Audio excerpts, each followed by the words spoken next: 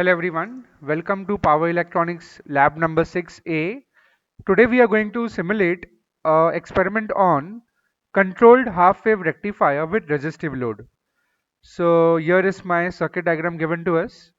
So we have a SER with an anode and anode, cathode and a gate.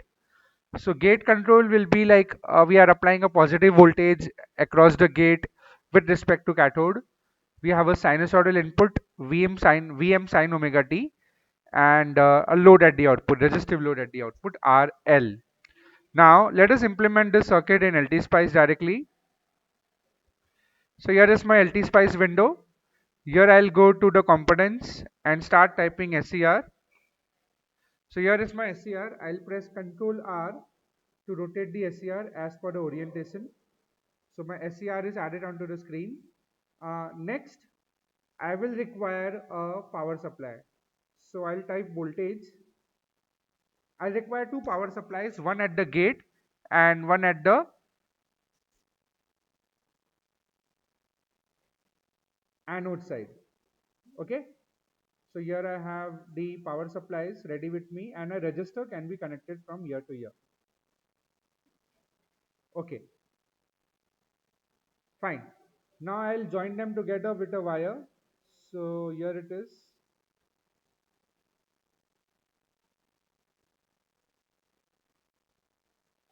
Let me quickly connect it to the power supplies and the ground. Okay, fine. We also have to connect the ground. Don't forget that. Now remember one more thing. At the gate circuit, we don't have to ground it. In fact, we have to take the wire from here and connect it to the cathode terminal. This is the cathode terminal and this is the anode terminal for the for the SCR. All right. Now I have to give some values to the load RL. So I'll go over here, select RL, and let's select the value of the resistor as 5 ohm. Now I'll rename this circuit, this input V1 as V in, and I'll go to advance and click on the sign. So here I'll enter the data. DC offset value will be 0. Amplitude will be 230 volts RMS value. So if you convert into peak value, it will be 230 into root 2, and that comes out to be 320 325.269. So it's no harm to write decimals over here. It's fine, absolutely fine. Or approximately we can write 325 also. And here we enter the frequency as 50 Hertz. Click on OK. So now you can push this a little aside so that the visibility is proper. Okay, fine. Next, this is, I'll rewrite it as VG. It's a gate control circuit. And here again, I'll go to advance. And here I have to select a pulse. Okay, because in case of a SCR, here we have written one note. In order to turn on an SCR on, SCR has to be biased in the forward blocking mode. That is one requirement. Second requirement is that the gate trigger signal must be applied to it. Okay, so we are trying to apply the gate control signal, right? So let us just consider this scenario, how to apply the gate signal. Let's come back to that. So your initial value will be 0 of the pulse, on will be, voltage will be 5, delay time. Now how to select this delay time? Let me come back over here. Yeah. So this is my AC signal, right? AC signal has a 50 Hertz. That means from here, over here, we have around from pi to 2 pi. It's around completely 0 to 2 pi is my one time period. That means it is around 20 milliseconds. So up till pi it is 10 milliseconds, right? Now if I have to trigger at 90°, what will be my triggering angle? If I want to trigger at 90°, the triggering, at what value of time will I do that? Half of 10 millivolt, 10 milliseconds, that is 5 milliseconds. And for 45, it will be 2.5 milliseconds. So for 90° firing angle, I will select the value of the time will be, the delay time will be around, so that it will start at around 5 milliseconds, right? Half of it. So that's how we select the delay time. So it will be 5 milliseconds. The rise time and the fall time will be 1 nanosecond each. Rise time and fall time is associated with how fast the input is changing from 0 to maximum value and maximum to 0 value. So minimum value we can say. On time. Now the on time also is very crucial. We want this is an impulse, it's not a pulse, right? And this trigger pulse is only applied during the positive half cycle of the input. We don't want to apply in the negative half cycle, right? It's not required. So over here we will have to apply a impulse for a short duration, right? So it's starting at let's say at 5 millisecond, and it will last for 1 millisecond, right? So let us do that, or we can even say zero point 0.5 millisecond. So let's take it as 1 millisecond. And the time period, now how often you want to repeat it? You want to repeat it after 2 pi, correct? So that means 2 pi means after 20 millisecond, right? After 20 millisecond this pulse should repeat. Fine. So we have to keep the period as 20 millisecond. That's the complete one period for sinusoidal AC signal with 50 hertz as frequency. So here I will give it as 20 millisecond. Click on OK. So your pulse definitions get added for your VG signal. Let me keep it over here, the pulse definitions. Okay. So now our circuit is ready. Let's try to simulate it. So I'll go to simulate, click on run. Okay, I want to perform transient response because I want to view input and output currents, voltages, right? So here I have given the frequency as 50 hertz. So the time period will be 20 millisecond. That means if I have to observe 3 cycles of waveform, I have to give over here 20 into 3, that is 60 milliseconds. I'll click on OK. But here a error is coming that unknown subcircuit is called. That means your LTspice doesn't know that this is an SCR. We have to add its model. So next step is to how to add this model. So for that we have to go to Google and search over here SCR spice model. Click on OK. So we can select this third option, that is st.com, www.stmicroelectronics. Yeah, and here in the search bar again we will search SCR spice model. Okay, so now as you can see there are two spice models which are appearing. One is high temperature SCR and one is standard and sensitive SCR. Let us select high temperature SCR.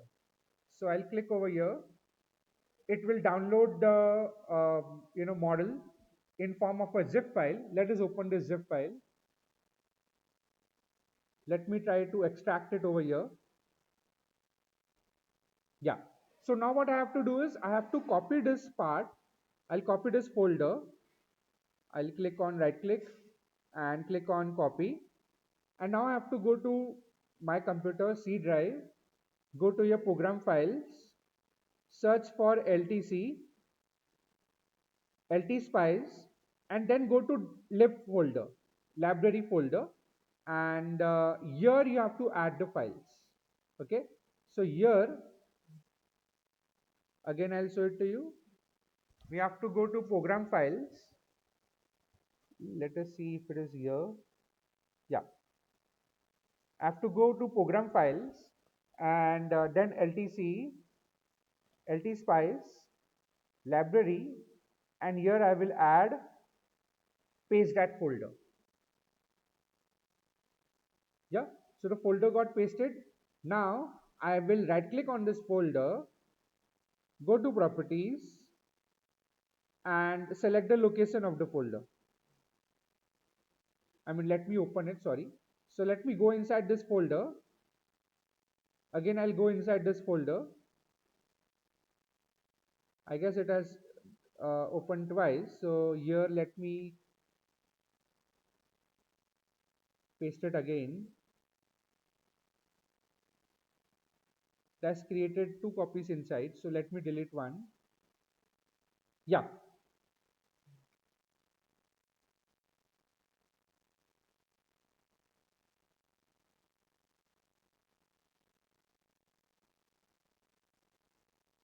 Okay, fine.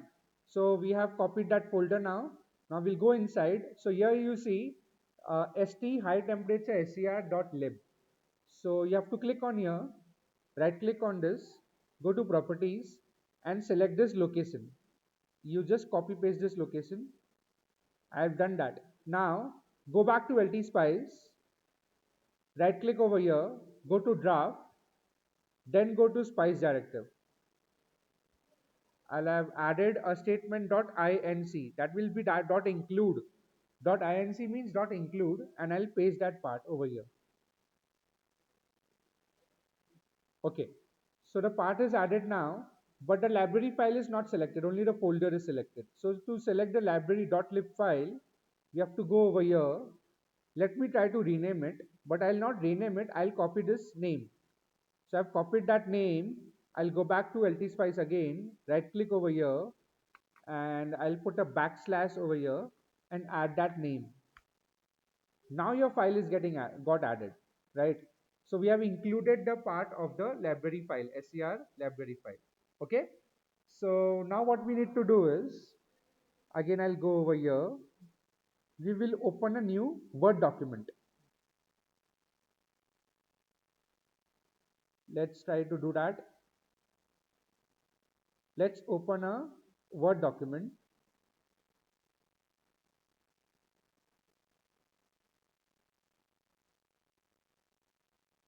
Okay.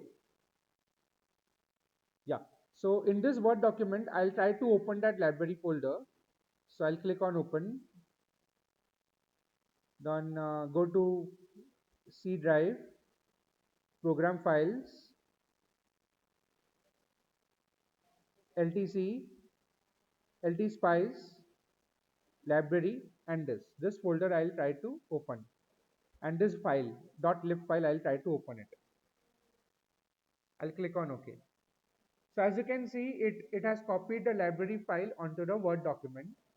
Now I'll scroll down. This contains all the thyristor. Thyristor also stands for the SCR. So it will specify the maximum gate current, maximum latching and holding current. Then we have reverse recovery. I mean, all the things are there over here. I mean, we have repetitive forward off state voltage, holding current, gate trigger current, dynamic on state resistance. All the things are there. So you have to just scroll down. Just keep on scrolling down till we get the high temperature SCR PSpice library definitions. So over here we can see there are various subcircuits. So we have to select this one. This is TN5015H-60. This A, K and G stands for anode, cathode and gate. They are numbered as 1, 2, 3, right? So what you need to do is we need to copy this. Now go back to LTspice.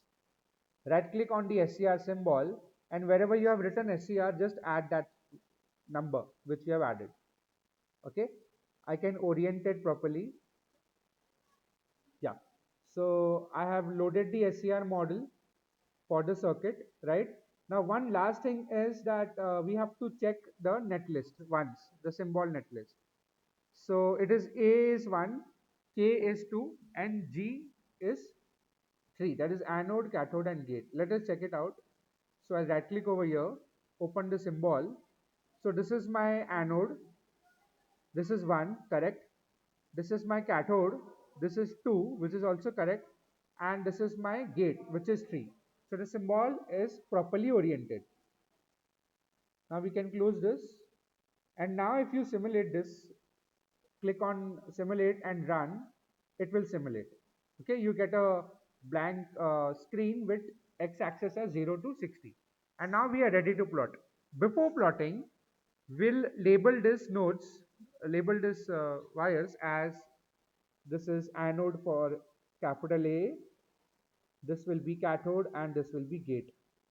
So let me add that. This will be gate, this will be K, cathode, right? So your circuit is ready. We have to just verify the output. So remember, we have already opened it. Let us close this and run simulation again because I've added the labels. Okay. So now maximize on the blank screen. Here right click on add trace, and we have to plot various plots, right?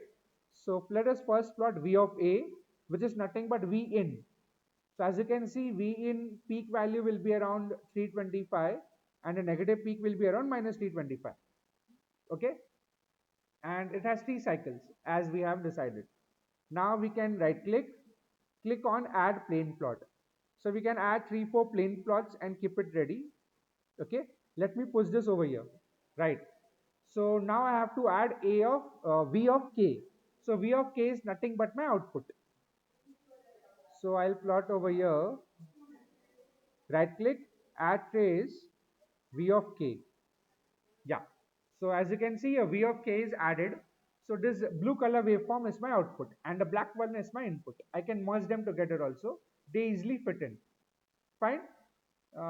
Then we will plot the voltage across the SCR. Now the voltage across the SCR will be V of K minus V of A minus V of K. Or we can write V of A comma K. So that is what we will do. We'll right click over here, add trace, V of A, and we'll write comma K. So this will be my voltage across the SCR. Next, I want to plot the current. So current across the SCR will be add trace. So here I will have the current.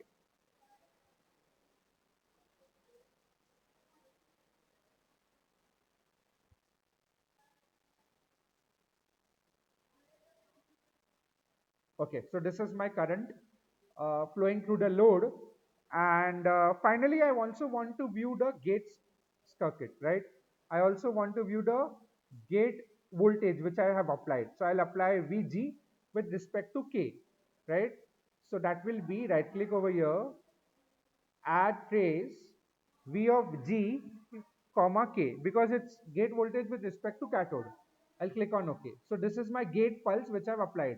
As you can see, the gate pulse is applied basically only during when the input is positive, right? The gate pulse is applied only during when the input is positive and it lasts for 1 second. You can even apply a smaller duration over here, right? And now if I want to view the actual gate current, I'll bring my cursor over here and I click on it. So here it plots the gate current also, right? I will just add another plane plot and add this points over again. I'll push this V of K and V of A above. I'll push the V of AK, that is your voltage across the SCR here, and then voltage across the load over here, and this is my gate pulse. Okay, so corresponding to the gate voltage applied to the gate terminal, I have my pulse which is generated. So normally for SCRs we apply the gate pulse. That's why we saw over here IG, right? Your gate control circuit will generate that gate pulse, and which we have done over here, right? So yeah, so now we have to calculate the various voltages, the average voltage of the output, the RMS voltage of the output, the current, right? So let us do that. So I'm not going to explain the working of this controlled rectifier in details, but in short, as you can see, the output voltage of a controlled rectifier can be controlled by controlling the firing angle. So in this case, the firing angle is 90 degrees. We can change the firing angle. So how we can change the firing angle? I'll go to the pulse, and here instead of 5, I'll give 2.5. So 2.5 millisecond will correspond to 45-degree firing angle, as we have discussed before, right? Because up till here, for 90-degree firing angle, we are around 5 milliseconds. For 45, it will be 2.5 milliseconds, right? So let me simulate it again and show it to you. So here it is. As you can see, it is shifted over here. That means now the firing angle will be 45 degrees. Fine. Now let us go back to 5 millisecond and 90-degree firing angle. I'll click on OK. So now I am ready to take the measurements from the circuit, and let me just show you once the comparison of the theoretical waveforms and waveforms which we have obtained over here. So let me keep this window open, half the window open, and let me keep this window also open. Okay. So the waveforms on the your left hand side is what we have covered, what we will be covering or we have might have covered in the theory. So here is my input, here is my gate pulse, which is pink in color over here, and here is my output voltage. As you can see, this is blue in color, this is light blue in color. It is exactly behaving as it should, right? So SCR is getting triggered at 45 degrees. Only then the SCR is on and it follows the output, right? Whereas when SCR is on, the voltage drop across the SCR is almost zero. So we have a zero voltage over here. And whenever the input goes to negative values, the SCR turns off and the output voltage is zero. Now the SCR voltage will follow the input, right? So basically your output voltage plus your voltage across the SCR will make up your input voltage as per the KVL. See over here. So here we have, as per the KVL, input voltage is equal to SCR voltage and output voltage, right? So if you can add voltage across the SCR and the output voltage, you will get back the input voltage. I mean the wave shape, right? So now what about the current? The current, why is the current wave shape same as your voltage waveform? So the reason for that is it's a resistor, right? So for a resistor, it follows normally, the voltage doesn't lag behind the current for a resistor, right? And how do you calculate how much value is this? So for a current, current will be actually basically voltage upon resistance. So what is the voltage obtained over here? This is around, let's say it's around 325 which we have given. So 325 divided by pi. Pi because RL is 5 ohms. So around 65 will be the current. So if we can measure it over here, it will be around 65. So let me take a cursor and check it out. Yeah, 65 amperes is my current, right? So that is absolutely correct. And the waveform nature is also same. So that's how we will verify the controlled half wave rectifier, uh, working. All the waveforms are in tandem with the theoretical explanation. Now, let us check what all things we have to calculate for this experiment. So over here, RL is around 5 ohms. Vin is 230 volts AC RMS of 50 hertz. So your peak value will be Vin RMS into root 2. That will be 230 into root 2. So peak value will be 325.269. That is what we have applied over here. That's the reason why we have applied. If someone is wondering why we have applied 325.269 fraction also, so just multiply 230 with root 2. That will give you 325.269. And the frequency is 50 hertz, so time period of the AC input signal will be 20 milliseconds. So basically this is what we have, right? Where Vm and minus Vm value is 325 and minus 325, time period is 20 milliseconds. Okay. So for this experiment, what all things we have to calculate? Let us go back over here. So I will show you all the sample firing angle case for 90 degrees. We will calculate the average output value, RMS output value simulated and calculated, the power factor and the input RMS value simulated and calculated. Right. So let us start with the V in RMS and V in simulated value. So let me go back to the waveforms. Okay, so here I have to I have to check what is my RMS value of your input signal, right? Let me push this slightly below for time being.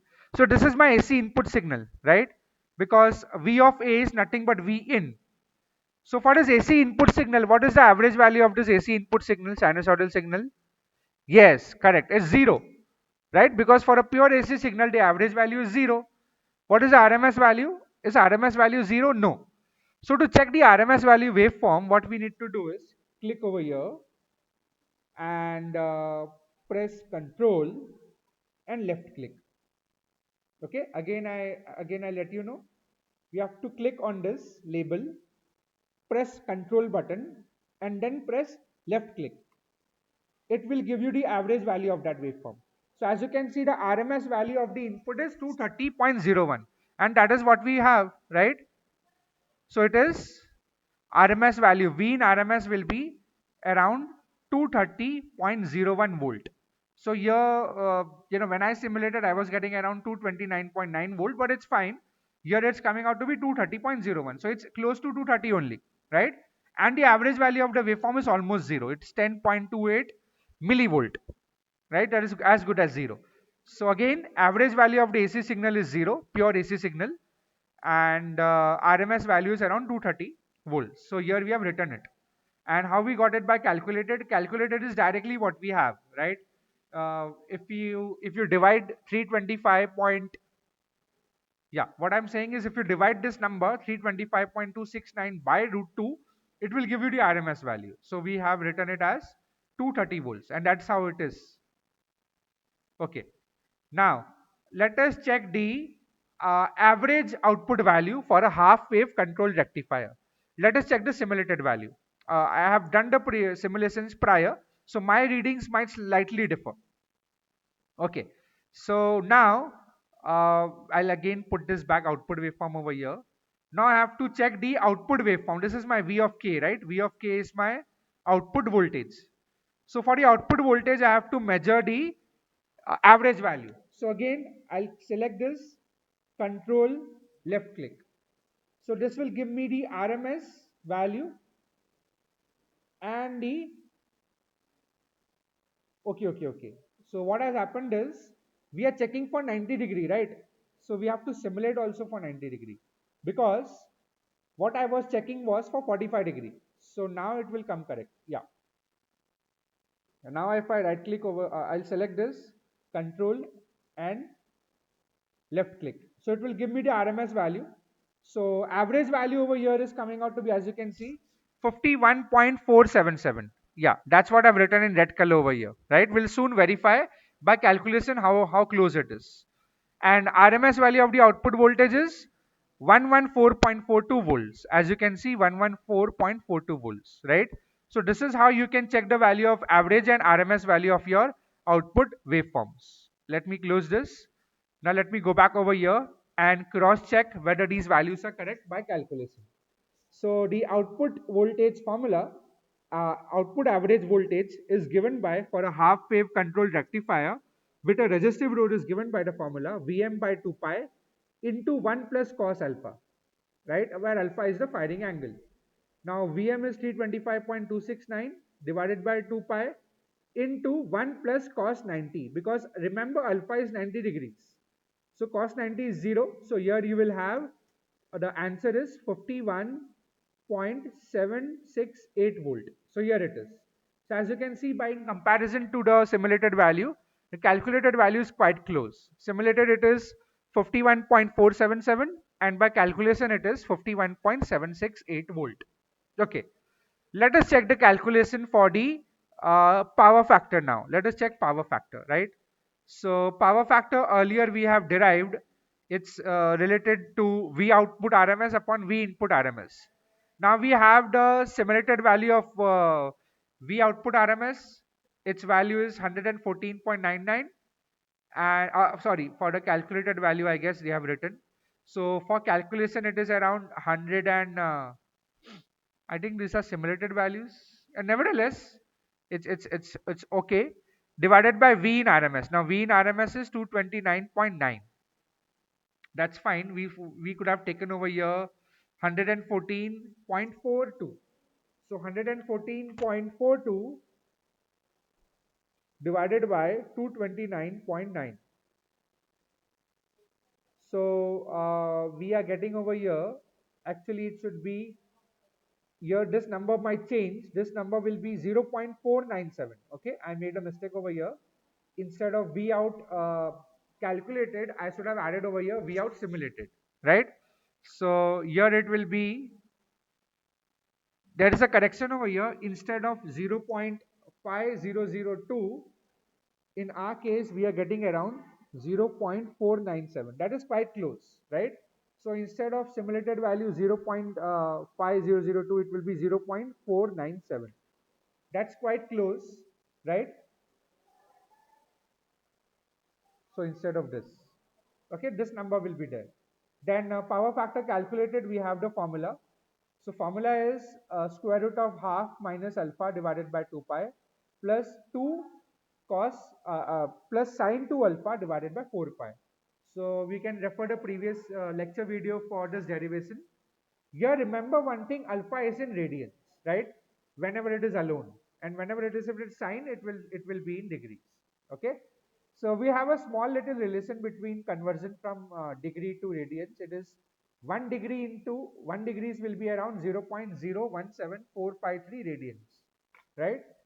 So we have 90 degrees, right? So if to convert into radians, it will be 90 into pi by 180. So that will be pi by 2, and that will be 1.5708 radians.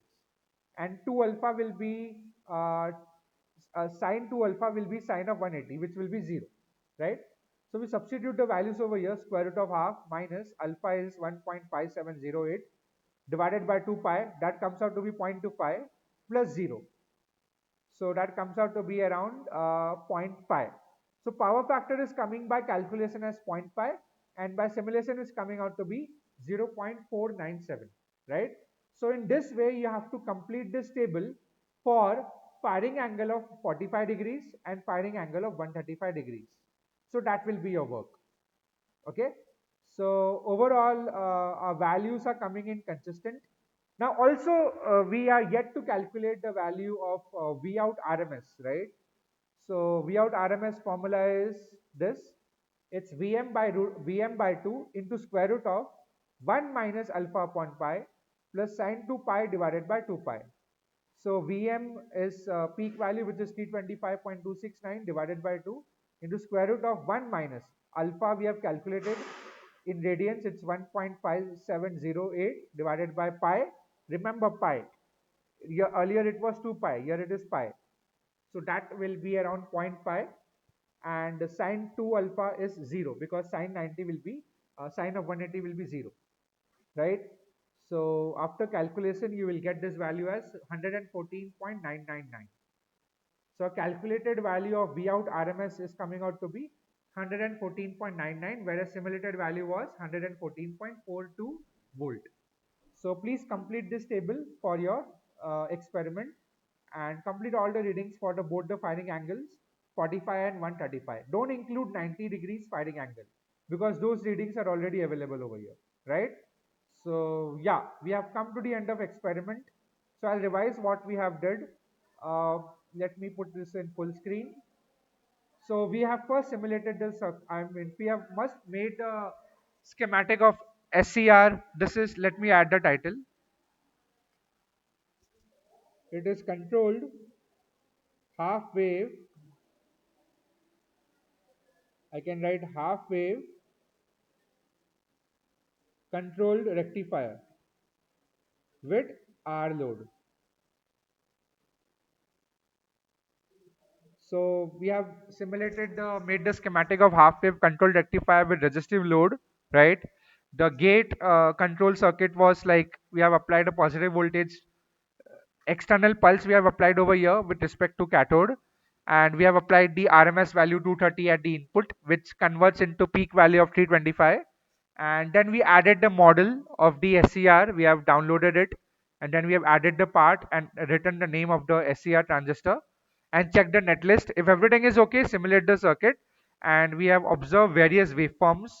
Input V of A is input, V of K is output, V of A comma K is my voltage across the SCR, I of RL is my current across flowing through the load, and this is my gate voltage applied and my gate current generated. Okay, so that's all for this simulation of half wave control rectifier. Next time we'll simulate the half wave control rectifier with RL load. So until then, have a good day and thank you.